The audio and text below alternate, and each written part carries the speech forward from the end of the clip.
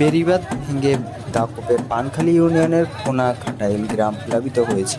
পানিতে নিমজ্জিত ২,০০০ বিঘা জমির চারা ধান, তলিয়ে গেছে ঘরবাড়ি, রাস্তাঘাট।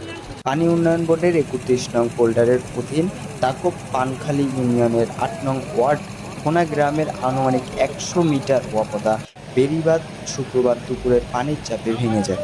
সদ্য রোপণ করা ২,০০০ বিঘা জমির চারা ধান পানির নিচে। দুটি গ্রামের ঘরবাড়ি, রাস্তাঘাট পানির নিচে তলিয়ে যায়, ভেসে গেছে মাছের ক্ষেত। এ পানি আটকানো না গেলে ঝুঁকিতে পড়বে চালনা পৌরসভা এলাকা।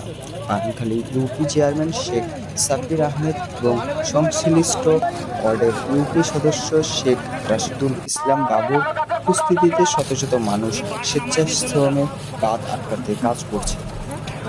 এদিকে বাঁধ ভেঙে যাওয়ার খবর শুনে তৎক্ষণাৎ সেখানে উপস্থিত হন দাকপ উপজেলা বিএনপির সাধারণ সম্পাদক আব্দুল মান্নান খান, উপজেলা জামায়াতের আমির মাওলানা আবু সাইদ, জেলা সিপিবি নেতা অ্যাডভোকেট এম রুহুল আমিন, কিশোর রায় সহ বিভিন্ন রাজনৈতিক নেতৃবৃন্দ।